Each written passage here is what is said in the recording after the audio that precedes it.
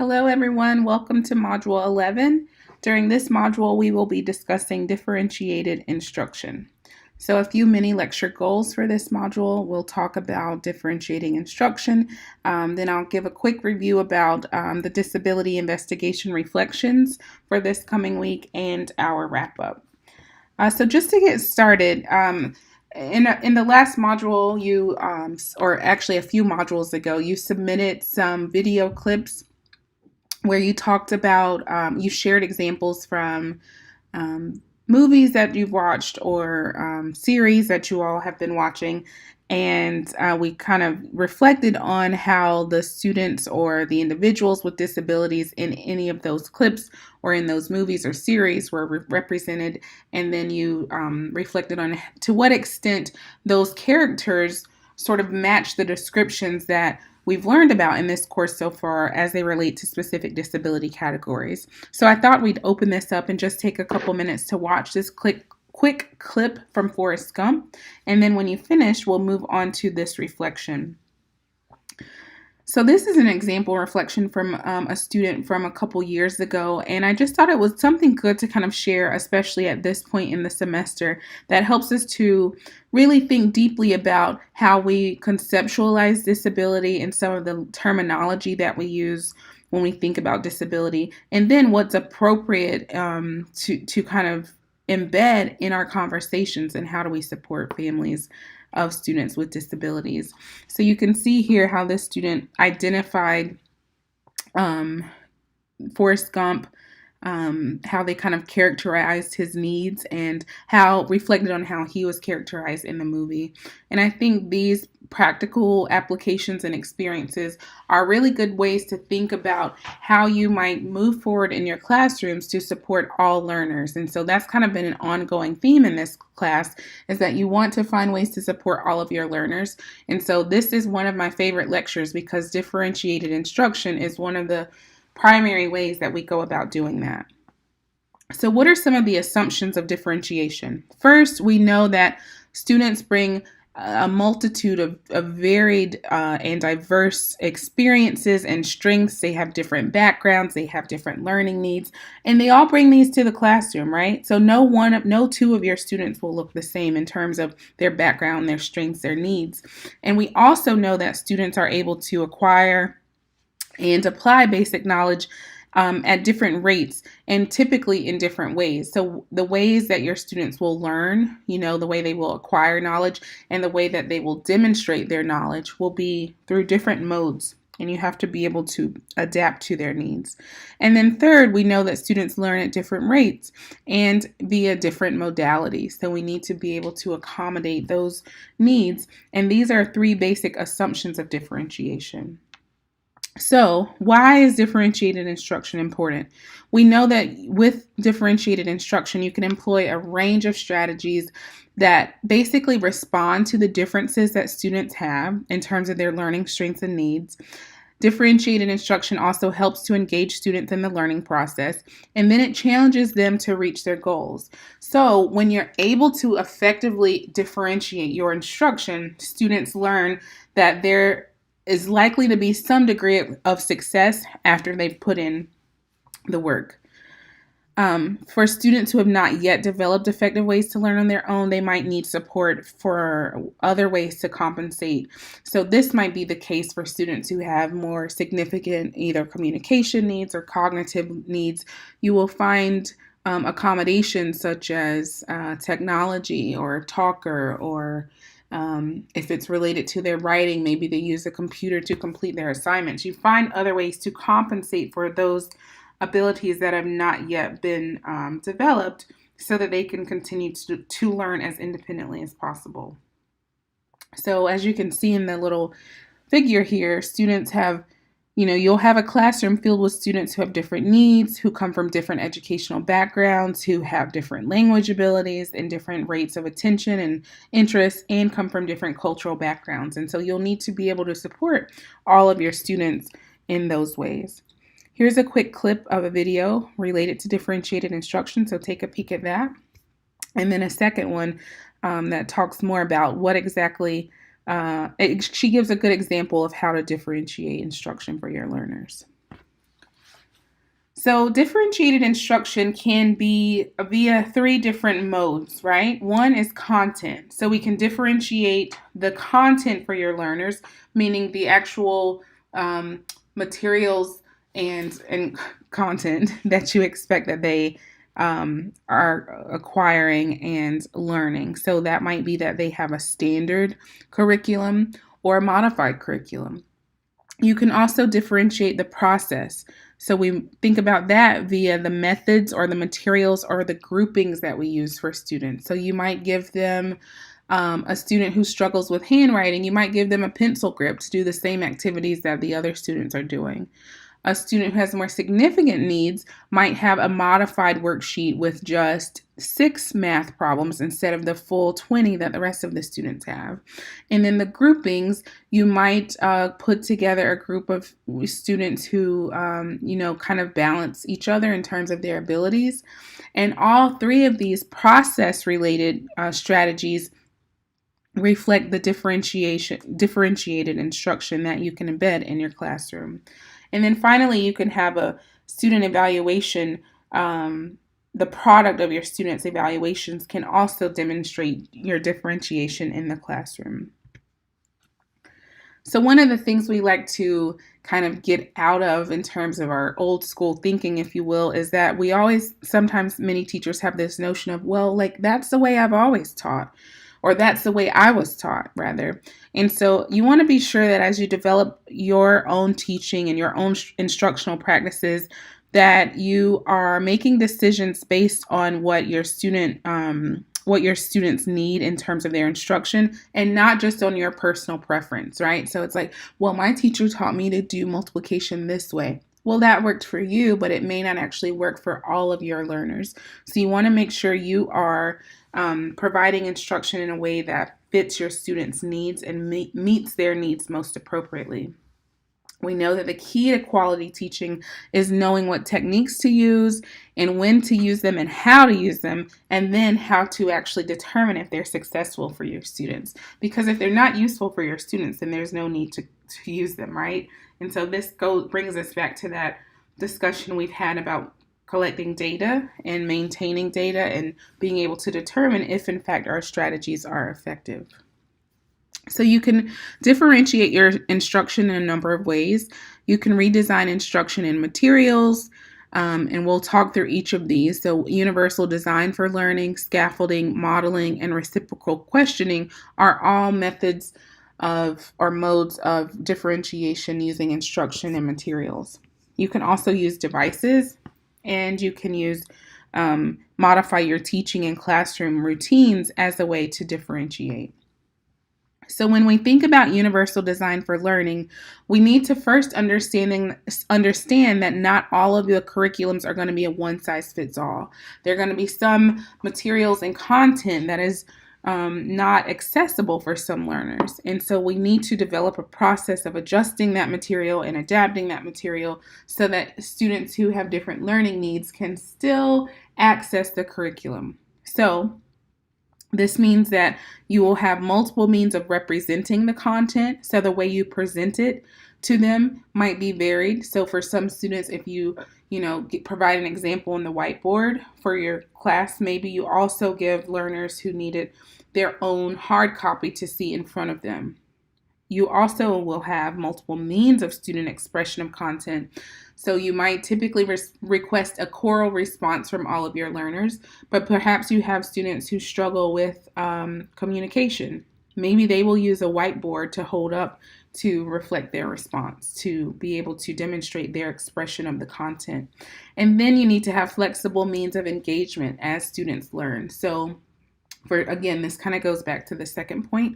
For students who engage differently, you want to have a mode or method of engagement that matches their preferred method of engagement. So maybe it's hand raising, maybe it's writing their answer on a board or using a talker, etc. But you want to meet them where they are in terms of their preferred method and what we know is the best method for that particular learner.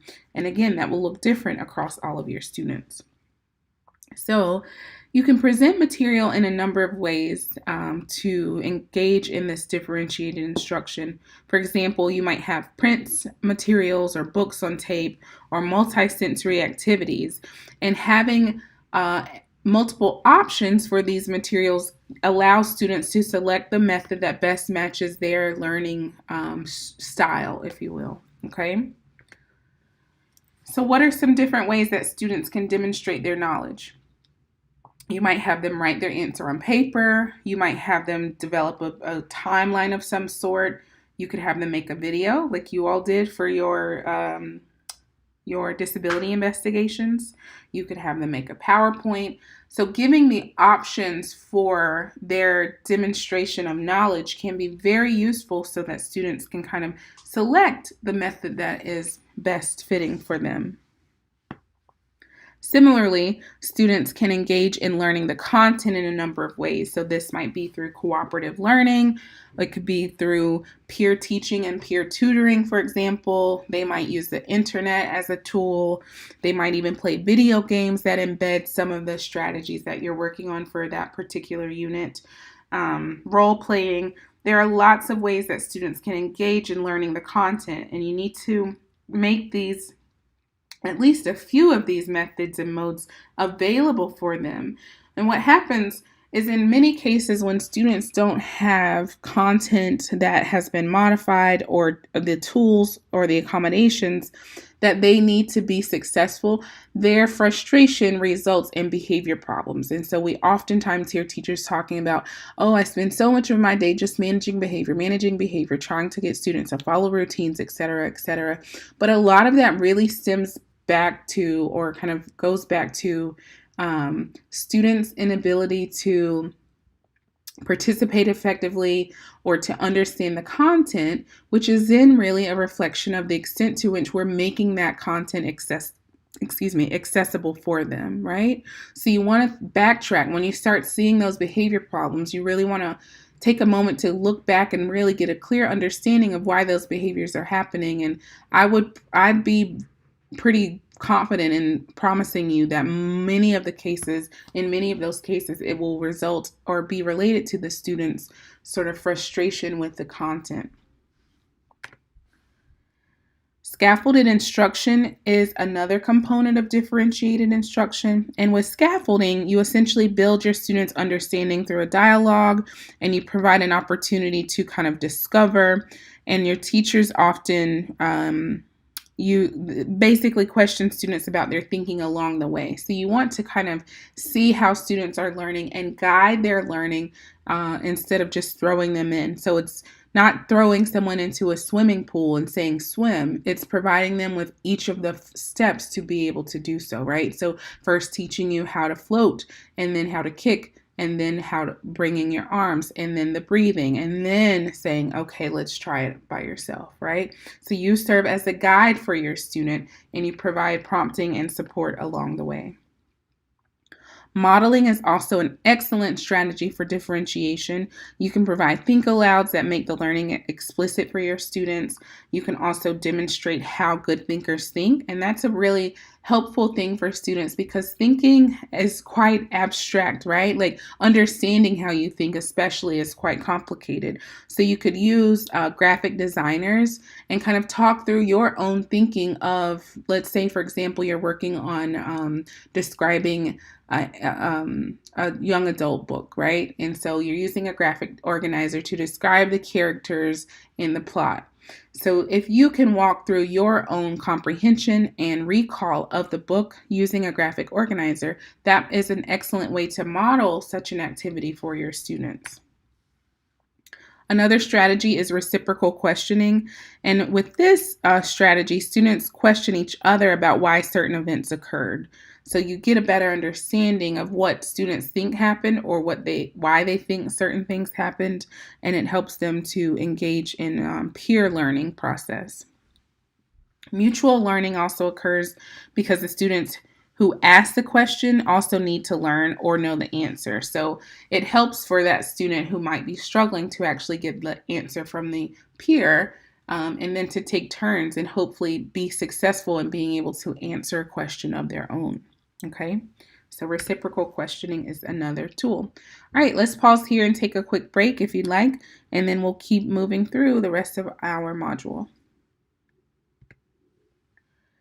You can also use a number of devices that are helpful for differentiating instruction. You can use graphic devices, verbal and visual devices, and then memory devices.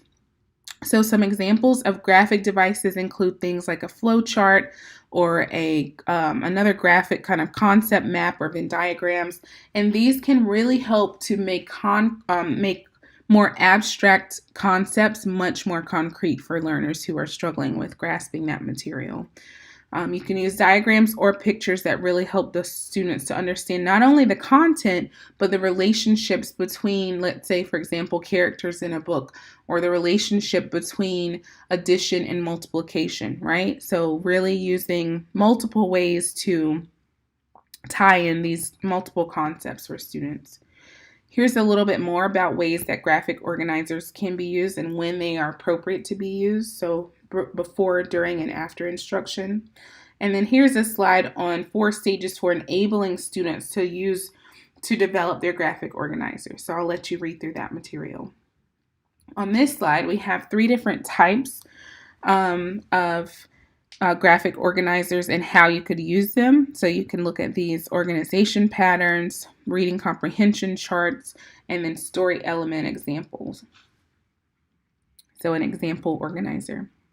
And again, some additional examples of organizers. So if you're looking at cause and effect, you might use this type of organizer. If you're looking at a hierarchy, you might use this one. And if you're looking at problem solution, etc. So I believe this was in your text, so you should have access to this slide as well. Another cool tool is anticipation guides, and these are quite useful for students who struggle with anxiety, for students who really like to have a schedule and know what's going on. So you can not only help students to be prepared, but you can have pre and post guides that catch their interest, and then it gives them a reason for listening. So they have an understanding of what content is about to be explained, and it helps them to kind of stay focused as you go through. These are also helpful for students who have ADHD.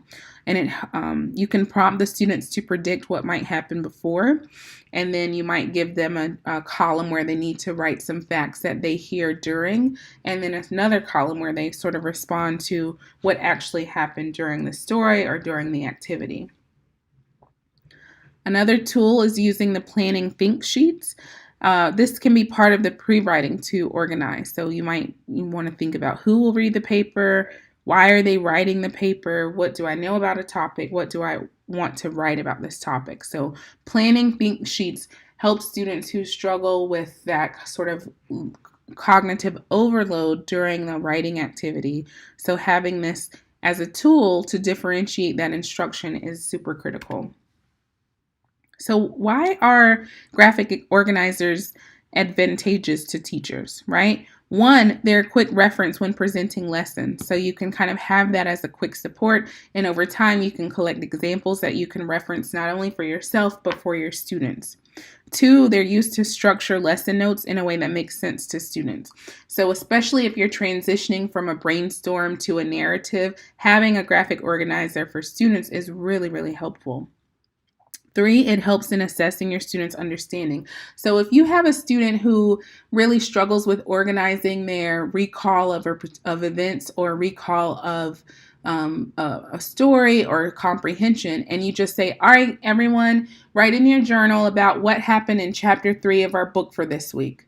For students who have disabilities, some of them, whether it be intellectual disability, whether it be autism, whether it be ADHD, that might be a really big ask and a really big task for them. So to differentiate that learning, you could provide your student with a graphic organizer in advance that helps them to write out who, what, when, where, why, how, etc. And then they're able to use their graphic organizer in the next step or the next activity, right? So having those can help your students. And then finally, you are able to observe their thinking process based on what you read as a class, as a group, or independently. So it can be at multiple levels of learning. So let's take a break here to just think of a text that you might be using in your placements right now, and pause and think about how you might use a graphic organizer as a tool to differentiate for both students with high incidence disabilities and students who are gifted learners. In our last module, as you will recall, we talked about gifted learners, right? And so it's very likely that you will have students who are gifted in your classroom alongside students who might have disabilities. And so it's important to think about ways that you would differentiate for a student who is a gifted learner and a student who might have a disability. So brainstorm some things there, and then we'll keep moving along. Memory devices are another helpful tool. You can use things like mnemonics or Roy G. Biv, if you remember. Things like that can be very helpful for students who struggle with, memorizing steps, strategies, content, etc. Teaching and classroom routines. You can also differentiate based on teaching and classroom routines. So one thing might be highlighting keywords or pointing out relationships. So, sequence of events in time, cause and effect, and these really help to aid students with their comprehension. You can construct study guides, so allowing your students to use a study guide. They put the page numbers for textbooks next to their sentences. Maybe they leave words out in the notes, but they put a list in the bottom of the page. Or maybe you leave out fewer words for some students, so you can adapt it based on your student's level of need. You can also teach them to use a study guide, right? So you might model how you would complete the guide and then have them do the same. You can use this as a homework assignment or even show students how to keep and organize guides over time. And especially if it's something where they need to have a cumulative study guide, you can model ways to kind of combine those and use it as a cumulative sort of support. Here are a few other considerations that you can see for study guides, and I believe you can look at an example of the Lexile Analyzer tool here, which is free for teachers. So take a look at that for sure. Communicating clearly in the classroom. This is one of the biggest ways to be successful in having a strong, differentiated classroom setting. So one, thinking about your writing. How can we deliver a clear message, right? How can I make sure my students understand what it is that I expect of them? And then two, giving your directions, being very clear in the commands that you are providing. You don't want to have too many directions or directions that are too long. And then you want to use keywords to get your learners' attention. You can also differentiate seat work.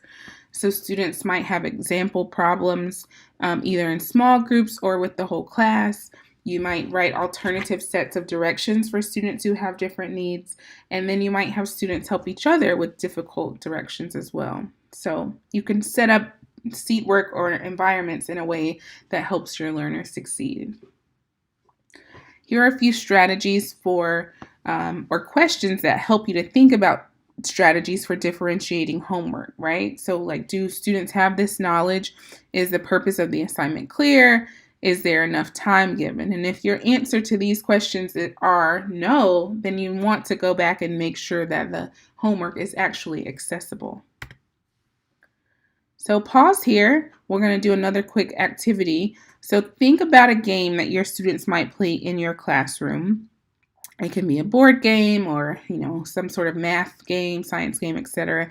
Think about how you could prep the game in advance or differentiate it to make sure that all of the diverse learners can be included, okay? So think, for example, if you would need to create modified directions, if you would maybe even need to make your own version of a set of cards for some learners to use.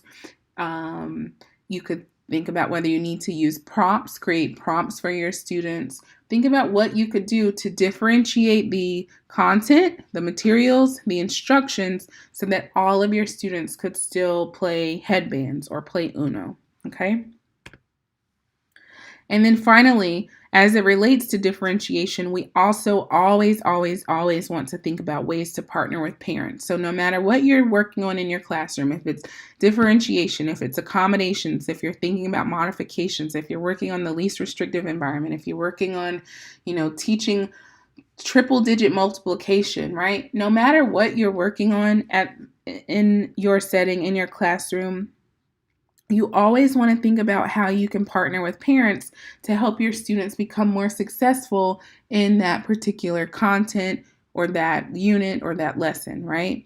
And so there may be some reasons that parents cannot tutor, but you want to make sure that parents can be as involved as they can be, and you want to make sure that their level of involvement is not a reflection of sort of your commitment to partnering, right? Like, we know that sometimes parents are not as able to engage, or maybe there are certain factors that prohibit them from coming and visiting school, et cetera, et cetera. But you want to do the very best that you can as a teacher to engage parents successfully, to explain to them the strategies that you're using in the classroom for differentiation, and to see if maybe they can carry over some of those things in their activities at home, right? Many parents experience guilt and resentment and stress, and you don't want to have that kind of trickle down to the students who might also feel that resentment or pressure. But you really want to create opportunities to create carryover, to build rapport with families, and ultimately to create a space where the students are learning and successful as a result of your differentiated instruction. So finally, we have a reflection due this week, as we do every week. But I wanted to give a quick kind of update on the directions for this week, and a pause to give you all very good props, because I've glanced at your disability investigations, at least the ones that have been submitted to this point, and they really look awesome. So I just want to say hats off to all of you for doing such great work on your disability investigations, and I'm looking forward to watching all of those. So for this week, your job for your weekly reflection is to watch at least 2 presentations of your peers, your colleagues who are also in the course, and then complete the weekly reflection that's based on the disability presentations you watched. So in Moodle, as you always do when you go to submit your weekly reflection, the prompt there will ask you a few specific things about the presentations that you watched, and your job is just to reflect on those presentations, to talk about what you learned or what you might take away from there and apply to your classroom. So you can click on this shared folder that's here, linked here on the screen, to access all of the presentations. And I have tested out all of the ones that are there, and you should be able to open all of those even just in the Google Drive. Like, you don't necessarily need to download those. And in fact, I wouldn't recommend downloading them because it will take quite a while and maybe a good bit of space on your computer. So I would highly recommend just watching it in the Google Drive, and then maybe jotting down some notes while you watch, so that you're able to provide responses to your reflection prompt in Moodle. Okay.